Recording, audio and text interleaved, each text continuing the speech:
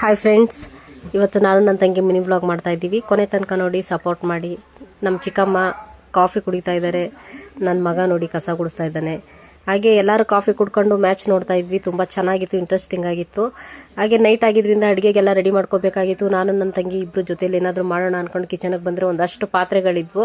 ಪಾತ್ರೆಗಳೆಲ್ಲ ತೊಳ್ಕೊಂಡು ಇಬ್ಬರು ಹಾಗೆ ಚಪಾತಿ ಸ್ವಲ್ಪ ರೈಸ್ ಮಾಡ್ಕೊಳ್ಳೋಣ ಅಂತ ಇಬ್ಬರು ರೆಡಿ ಮಾಡ್ಕೋತಾ ಇದ್ದೀವಿ. ನಾನು ಚಪಾತಿಗೆ ರೆಡಿ ಮಾಡ್ತಾ ಇದ್ದೆ, ನನ್ನ ತಂಗಿ ರೈಸ್ ಮಾಡಿಕೊಂಡು ಅವಳು ಕೂಡ ಚಪಾತಿ ರೆಡಿ ಮಾಡ್ಕೋತಾ ಇದ್ಲು.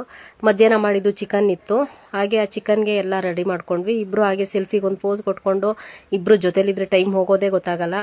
ಹಾಗೆ 9 ಗಂಟೆ ಹತ್ತತ್ರ ಆಗಿತ್ತು. ಇಬ್ಬರು ಊಟಕ್ಕೆ ರೆಡಿ ಮಾಡ್ಕೊಂಡ್ವಿ. ಇಬ್ಬರು ಊಟ ಮಾಡಿಕೊಂಡು ನಗಾಡ್ಕೊಂಡು ಕಾಮಿಡಿ ಮಾಡಿಕೊಂಡು ಹಾಗೆ ಚಿಕನ್ನು ಚಪಾತಿ ಸ್ವಲ್ಪ ರೈಸು ಇಬ್ಬರು ಊಟ ಮಾಡಿಕೊಂಡು ಹೊರಗಡೆ ಬಂದರೆ ಹಾಗೆ ಹೊರಗಡೆ ನೇಚರ್ ತುಂಬಾ ಚೆನ್ನಾಗಿತ್ತು. ಗಾಳಿ ತುಂಬ ಚೆನ್ನಾಗಿ ಬೀಸ್ತಾ ಇತ್ತು. ಇಬ್ಬರು ಹಾಗೆ ಮಾತಾಡಿಕೊಂಡು ನನ್ನ ತಂಗಿ ನನ್ನ ಕೂದಲುಗಳನ್ನ ನೋಡಿ ಆಡ್ಕೋತಾ ಇದ್ಲು. ಎಲ್ಲ ಕಟ್ ಮಾಡಿಸಿದ್ದೆ, ತುಂಬ ತುಂಡ ಮಾಡಿಸ್ಕೊಬಿಟ್ಟಿದ್ದೆ, ನೋಡಿ ನಗ್ತಾ ಇದ್ಲು. ಹಾಗೆ ವಾಕ್ ಮಾಡಿಕೊಂಡು ಇಬ್ಬರು ಕೂಡ ಮೇಲ್ಗಡೆ ಎಲ್ಲ ಓಡಾಡ್ಕೊಂಡು ಬಂದ್ವಿ.